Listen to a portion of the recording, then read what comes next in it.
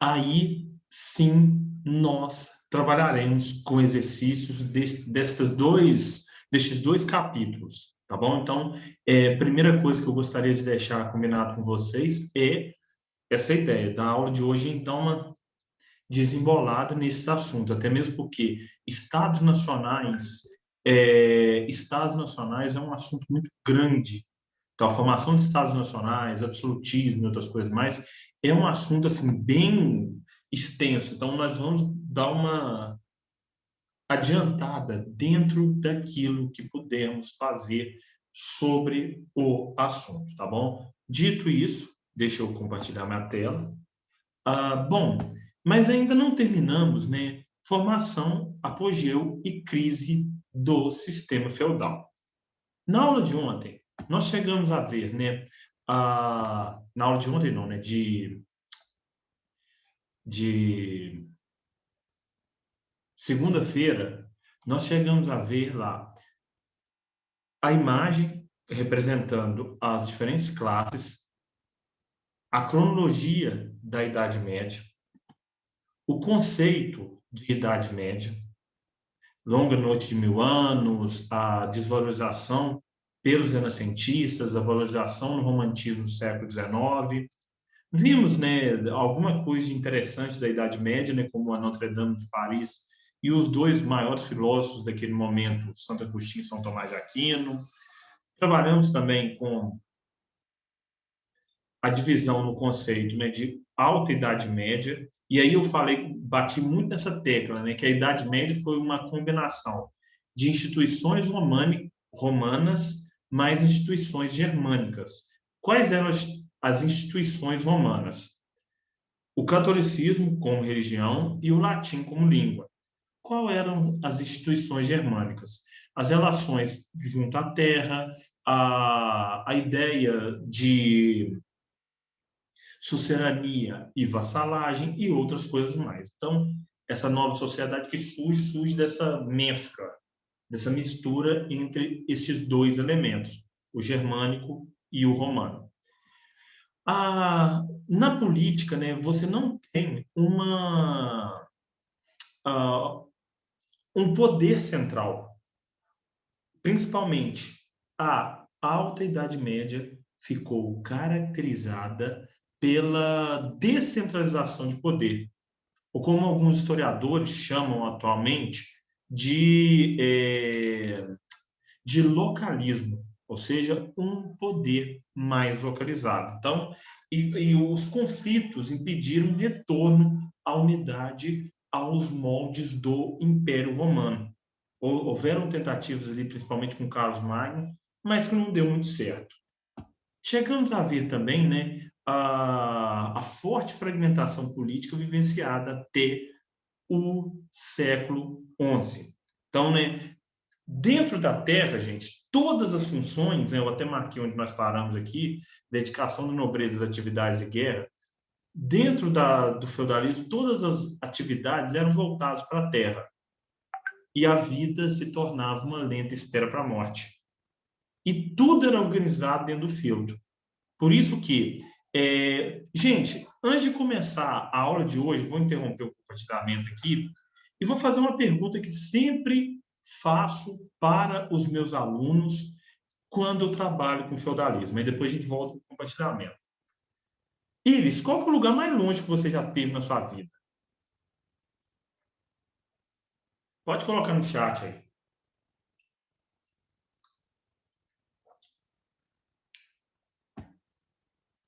Qual que é o lugar mais longe que você já teve na sua vida?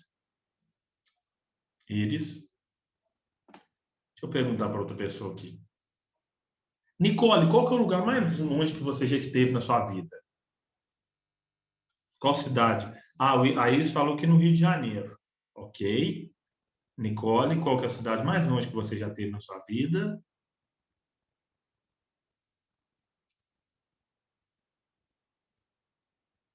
São Paulo. E uma última pergunta aqui para a gente voltar ao assunto.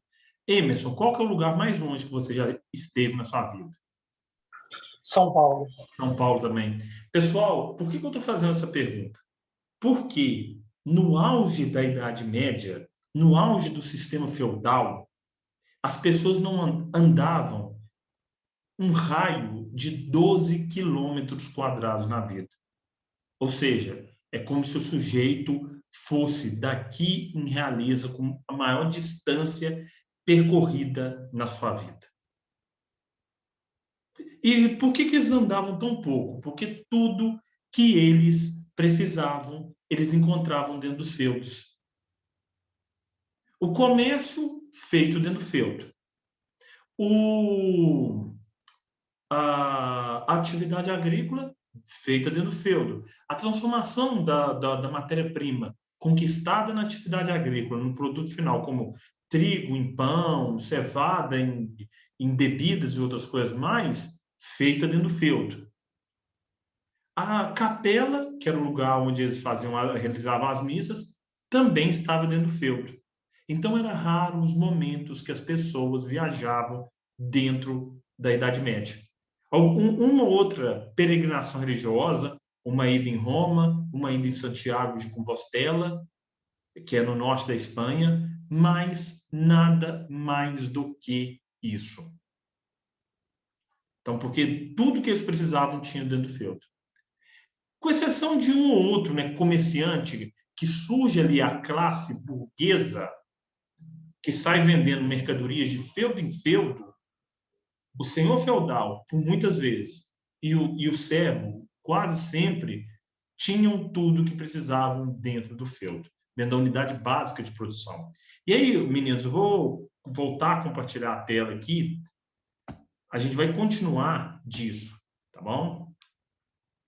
Pessoal, e a economia?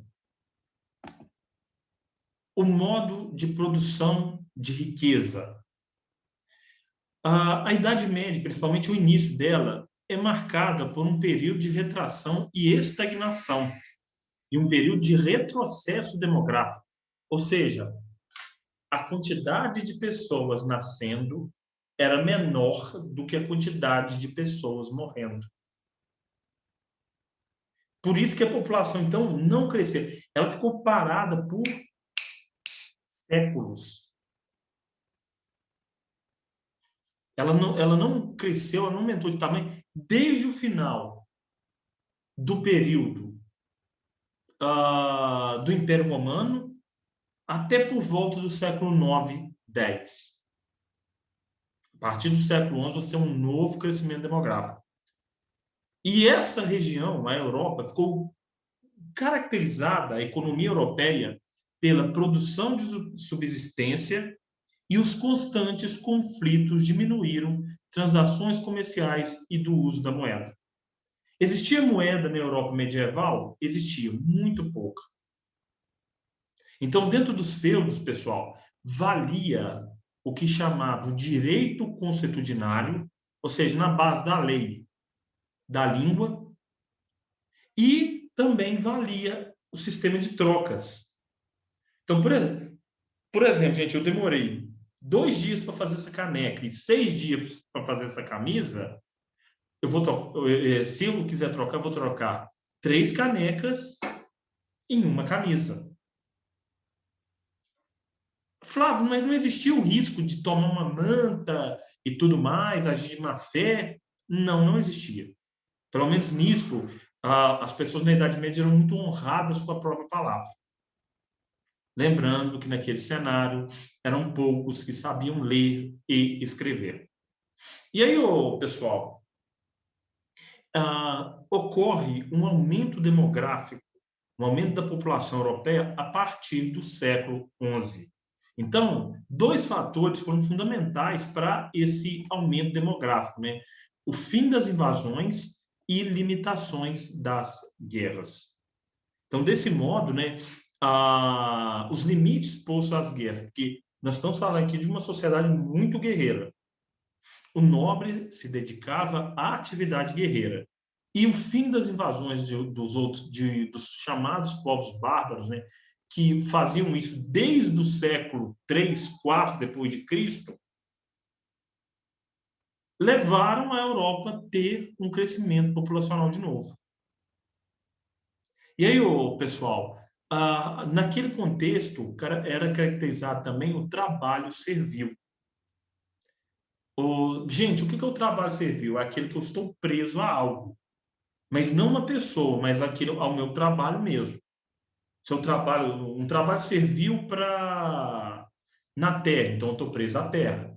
Um trabalho servil na indústria, eu estou preso na indústria. Eu não tenho como me sustentar se eu sair dele. Mas você não é escravo, porque você não é propriedade de ninguém. Cheguei a falar isso na aula passada, tá bom? E aí, como eu mesmo destaquei, volto a repetir, o trabalho servil não era trabalho escravo. Por quê, gente? Volto a repetir isso aqui. O escravo era uma propriedade do seu senhor. O servo não. O servo ele tinha obrigações com a terra e não com o senhor. Uma vez que ele explora a terra, aí ele vai pagar os impostos do senhor. A corvéia, a atalho, o dízimo, a banalidade, a mão morta, a formarriagem. Por exemplo, a banalidade, aí isso não vai ser cobrado no Enem. Era um imposto pago pelo uso das benfeitorias do feudo. Um moinho de vento, um forno. O servo pegava parte da sua produção e destinava ao senhor.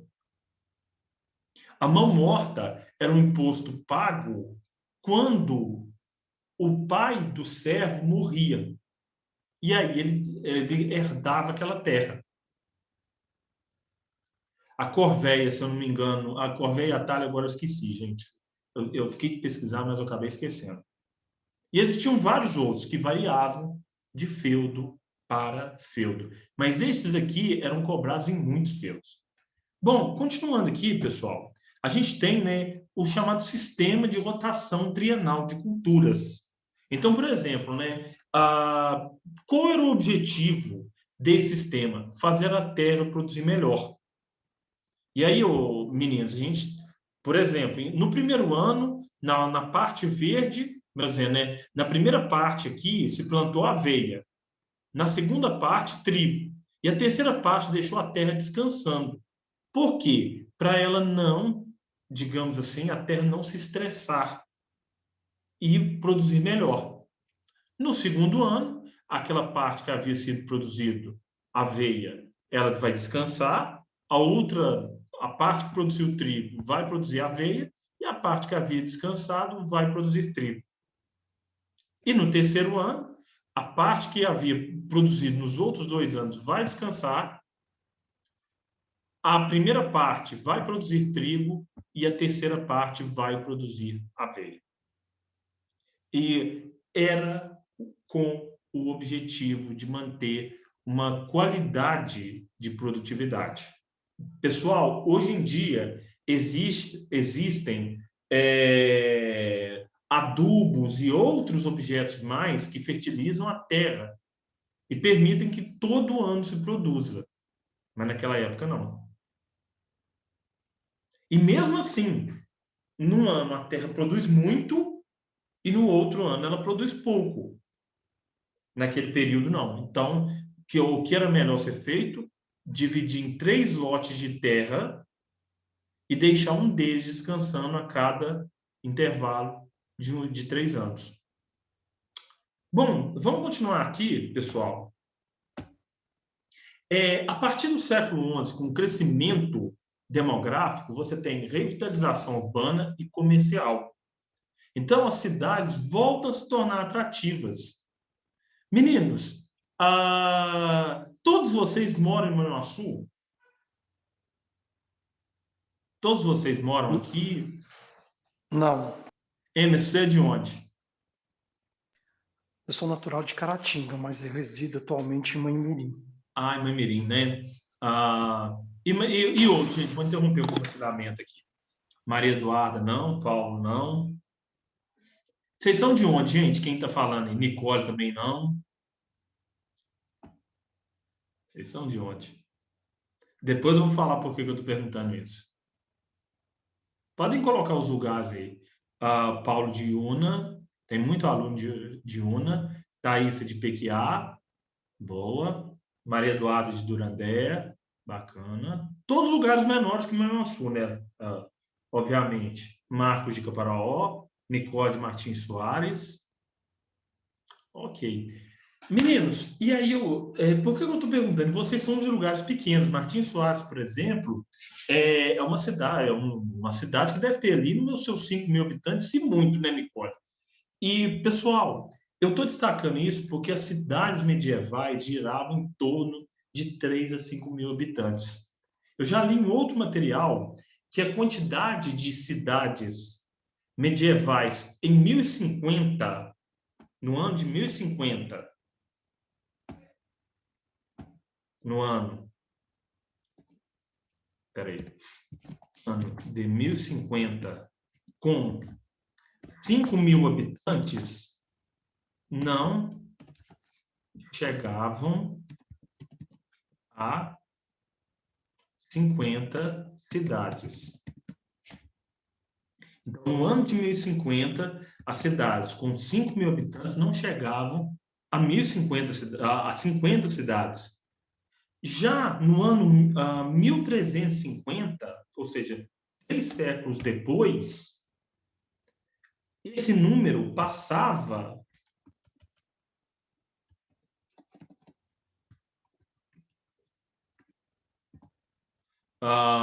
de aproximadamente 250 cidades. Então, aqui, o pessoal, por exemplo, quem mora em Martins Soares seria considerado na Idade Média morando numa cidade de médio porte. As cidades voltam a ser atrativas economicamente, socialmente, politicamente falando. Porque na cidade está o comércio, está a vida, está o dinamismo. Está o dinamismo que vai atrair parte da população de novo para estes centros urbanos. E elas voltam a crescer neste período de 300 anos aqui. Bom, graças a essa estabilidade. Agora, lembre-se sempre como era uma cidade medieval. Extremamente suja. A palavra que definia uma cidade medieval, pestilenta. Pestilenta, muito rato, muita barata, um pessoal que não tomava banho. Imagine. Então, era um lugar, uma lasqueira, né?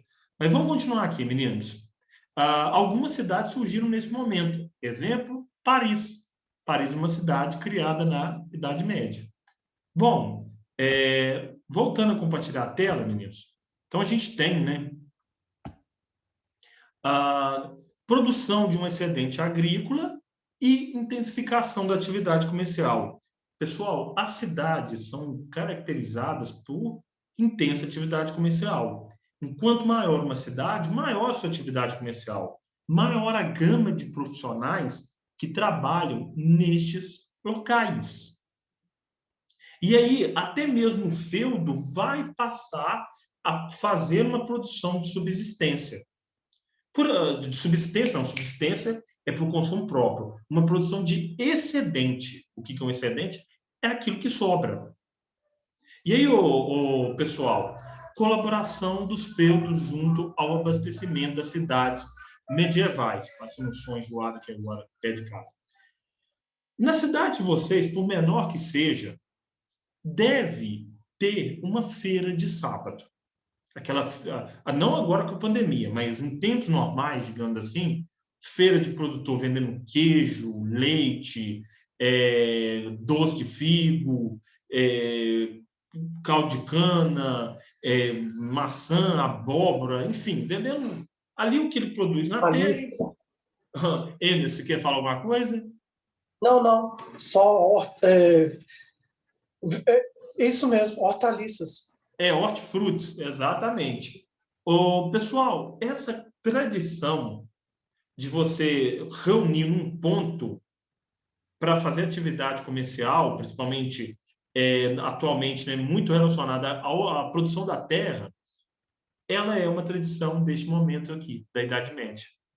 Então, produtores dos feudos das mais diversas regiões vinham para cidades medievais para poder comercializar. Comercializava até uma gama de produtos maiores do que nós fazemos. do que as nossas feiras de hoje em dia. Comercializavam couros, comercializavam carnes, né, que também se comercializa, palha, cesto de palha, com o objetivo de abastecer as cidades medievais. E aí, pessoal, o crescimento das cidades leva à fuga dos servos para as cidades e formação de mão de obra livre, embora os servos ainda continuassem pagando impostos aos seus senhores. Gente, não todos, mas alguns servos viram e falam assim: não quero mais trabalhar com a terra. Vou para a cidade para poder lá vender alguma coisa, para poder lá buscar um novo tipo de sorte. Largava a produção, ainda pagava algumas tarifas para o seu senhor. Entretanto, agora eles se dedicavam a outras atividades, como comércio ou artesanato, porque agora as cidades absorviam essa produção. E aí, gente, é típico das cidades, né, o comércio artesanato. Naquela época, ainda não existia a indústria. Então, quer uma camisa de forma artesanal, quer um sapato de forma artesanal, quer uma calça de forma artesanal, quer um enfeite de forma artesanal. E aí, gente, surge uma nova classe que vai começar a abalar as estruturas do feudalismo. Qual classe é essa? A burguesia. Bom, gente, inicialmente, quem é o burguês? Ou quem era chamado de burguês? O morador da cidade. Com o tempo, o conceito, a ideia de burguês se transforma. Deixa de ser o morador da cidade e passa a ser o comerciante. Então, eu vou até colocar no chat aqui.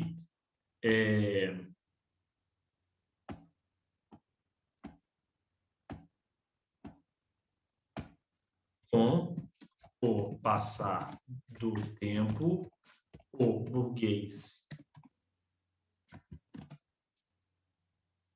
deixa de ser o morador da cidade e passa a ser o comerciante detentor do meio de produção. Então, meninos, se hoje em dia nós falarmos, né, Mark Zuckerberg é um burguês, aquele Elon Musk é um burguês, o Bill Gates, um burguês, o Jorge Paulo Lema, aqui do Brasil, um burguês. Por quê? Porque eles são empresários, donos do meio de produção. Então, todo dono do meio de produção atualmente é chamado de burguês. Pode ser de comércio, pode ser de indústria, pode ser de empresa tecnológica. Naquele momento, inicialmente, o burguês era um morador do burgo. Burgo, naquele momento, vai ser a cidade, né? Por exemplo, Hamburgo, na Alemanha, Rotemburgo, na Holanda. Então, o burgo é a cidade. O Freiburg, na Alemanha, que traduzindo é Friburgo, para o português. Então, o burguês era caracterizado como morador da cidade. Com o tempo, ele se transforma de morador da cidade para o comerciante. E, atualmente, é caracterizado como dono do meio de produção. Bom, a gente precisa escrever isso aqui. Tá, não, eu escrevi aqui, né? Com o tempo, o burguês deixa de ser o morador da cidade e passa a ser o dono do meio de produção. Bom, meninos, vamos voltar aqui. Eu estou compartilhando, descompartilhando, porque para não pesar a internet, tá bom? E qual tipo de comércio passa a ser feito nessa cidade medieval? O comércio de sal, de couro, de tecidos, de minerais e até mesmo de metais. Para terminarmos essa parte aqui, queridos, a gente tem, né? Formam-se dois tipos de associações que tomam o monopólio da produção. Então, primeiro, gente, guildas, associações formadas por comerciantes que tinham por objetivo defender os interesses dos mercadores, isenção de impostos e facilidades das transações comerciais. Então, como uma guilda trabalhava? Trabalhava ali, né, para proteger os mercadores que já estavam, os comerciantes que já estavam no mercado. Tirando uma licença de uma guilda, você não pagava imposto, você facilitava a sua transação comercial. Mesmo porque, meninos, o feudalismo passa a se tornar uma barreira para o burguês. Por quê? Gente, vamos supor que eu estou no feudo Manhuaçu, vou para o feudo Mamirim. Sair do feudo Manhuaçu tem uma moeda, uma lei, um governante, alguém que toma conta daquele feudo. Vou para o feudo Mamirim. É outra moeda, outra lei, outro governante, outro imposto. E aí a guilda visava, né, uma isenção de impostos mediante a compra de um alvará para que você fosse do feudo Manhuaçu, do Mamirim, para o Pequiá, para o Martins Soares, pagando um imposto só. E isso facilitaria suas transações comerciais. Já as corporações de ofício eram associações formadas por artesãos para estabelecer regra de produção e regulamentar a qualidade e a produção, dificultar a concorrência, delimitação das áreas de atuação. Meninos, deixa eu fazer uma pergunta aqui para vocês. Se eu falar que alguém está sendo corporativista, o que essa pessoa está sendo? O que é um corporativista? Por exemplo, se eu falar assim, os jornalistas são muito corporativistas, o que eles fazem?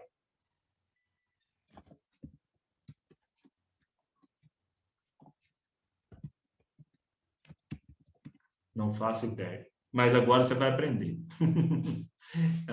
É aqui. Meninos, um corporativista é aquele que defende os interesses de sua classe. Um exemplo de classe corporativista. Não estou falando mal. Classe médica. Gente, você pode chegar no médico, o médico arrombou com a sua vida. Fez uma cirurgia ali, te deixou manco, paraplégico e tudo mais. Você vira e fala assim, doutor, já foi constatado, foi erro médico, o outro doutor esculhambou com minha perna, agora eu vou ter que usar cadeira de roda, e não sei o quê, não sei o quê. O outro médico vai falar assim, não, eu não conheço ele não, mas muito provavelmente ele deve ter feito, ele não deve ter feito errado, deve ter sido algum problema na cirurgia, e blá, blá, blá, algum problema lá da enfermeira, enfim, ele vai colocar a culpa em 50 pessoas, menos no outro doutor, que ele nem conhece. Isso é ser corporativista. É defender os interesses da sua classe acima dos interesses pessoais de A ou B. Então, médicos são muito corporativistas, jornalistas são muito corporativistas. Nem sempre eles agem com ética, mas defendem a classe, isso defendem. Emerson, quer falar alguma coisa? Não, tranquilo, professor. Desculpe, então tá. Não, que isso. Mas a classe médica é assim mesmo, tá? Eles podem não concordar, você pode pegar a mesma especialidade, eles terem visões diferentes, o diagnóstico são o mesmo, mas procedimentos diferentes para mais invasivo ou menos invasivo, porém que não, um colega não fala mal do outro e defende. Exatamente. Lá nos bastidores pode haver um atrito entre ambos, mas saiu de entre quatro paredes, é um defendendo o outro, uma classe bem unida, tá? Eu vejo isso. Ô Emerson, e o interessante, muito diferente, por exemplo, de nós professores.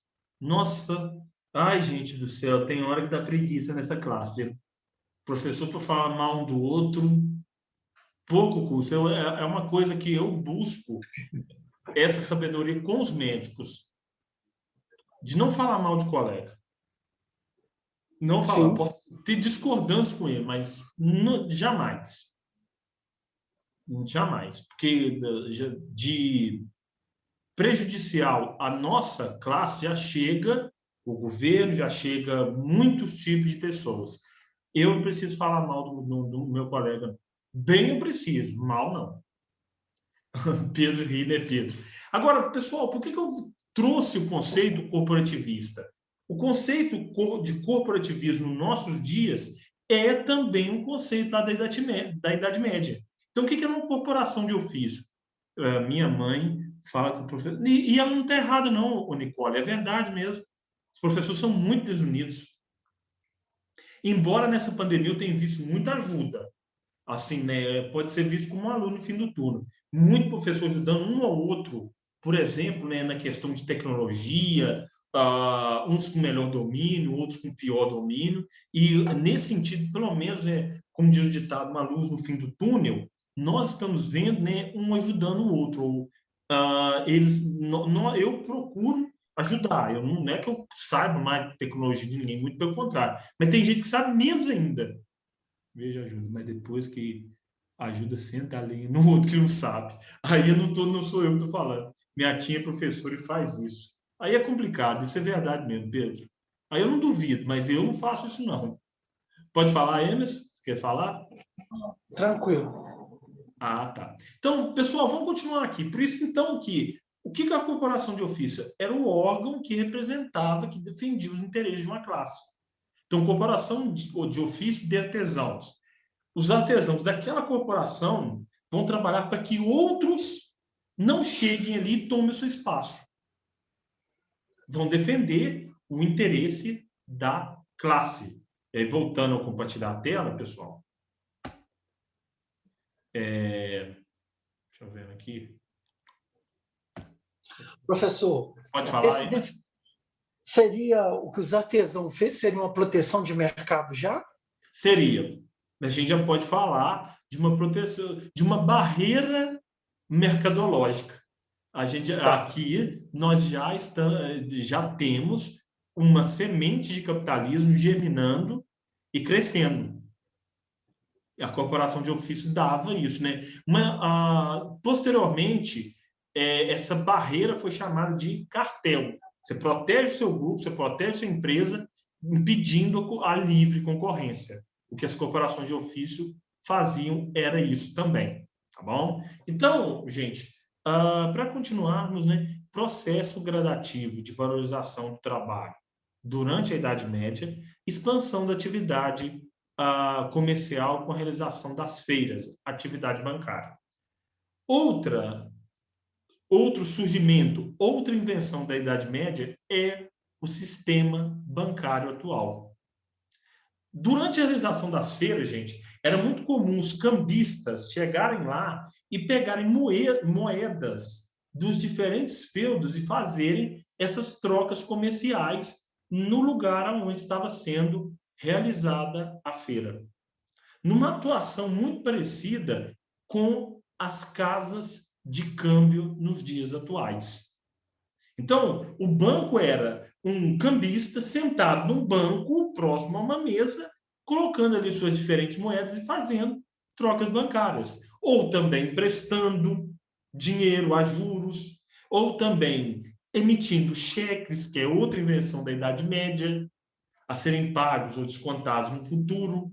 Então, a atividade comercial bancária é uma atividade surgida no crescimento das cidades da Idade Média. Para vocês verem que a Idade Média não foi só aquela Idade das Trevas. Tiveram invenções que até hoje ainda são muito propagandeadas nas nossas sociedades. E para nós terminarmos essa aula aqui, meninos, a gente tem, né,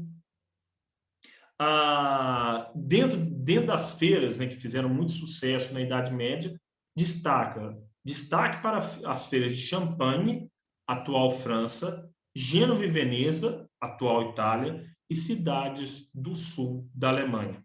Então, era à toa? Não, porque essas regiões estavam no centro da Europa ocidental. Gênova e Veneza, banhadas pelo Mediterrâneo. No sul da Alemanha, também muito próximo ao Mediterrâneo. E Champagne, na França, já está mais numa área não litorânea, mas uma área central, que fica fácil de distribuir mercadorias para as mais diversas regiões. E aí, lógico, surgimento de novas formas de sociabilidade urbana que produziram efeitos nas estruturas feudais. E aí, gente, a Igreja Católica condenava a ideia de usura. Para terminarmos aqui essa parte, né, o que era usura? Usura era cobrança de preços ou juros abusivos. Cobrança de preços absurdos em uma mercadoria ou de juros abusivos nos empréstimos. Então, a usura era muito praticada naquele momento pelos comerciantes nascentes, e a Igreja Católica a condenava. A Igreja Católica tinha uma noção chamada de justo preço. Então, por exemplo, se eu gastei R$10 para fazer essa caneca, eu vou vendê-la por R$12, que não é cobrança de juro abusiva. E passou por séculos e a Igreja Católica continuou condenando essa chamada usura, que naquele momento era muito praticada por judeus. Até nisso, eles condenavam, né? E aí, ministro, para terminar essa primeira parte aqui, eu estou lembrando que eu estou indo e voltando, pessoal, porque para não carregar, né, demais, não ficar sobrecarregado o computador e não travar muito. E aí, meninos, na Igreja Católica, o capitalismo encontrou, podemos dizer assim, um inimigo, uma barreira, que era a condenação da ideia de lucros abusivos. Então, volto a repetir, gente, a Igreja Católica condenava o lucro abusivo.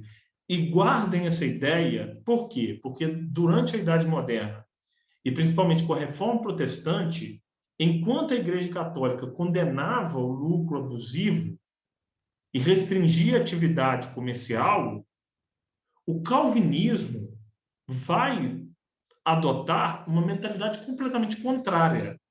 Qual é? A mentalidade de abençoar o lucro. Então, né, o Calvin dizia, né, se você ganha dinheiro, é sinal de Deus na sua vida. É o sinal da sua salvação.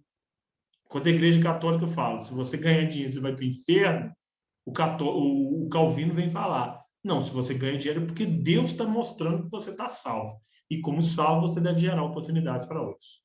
Bom, pessoal, termino o feudalismo aqui. Na próxima aula, a gente começa estados nacionais. Deixa eu interromper o compartilhamento. Outra tela, viu? Outra chamada.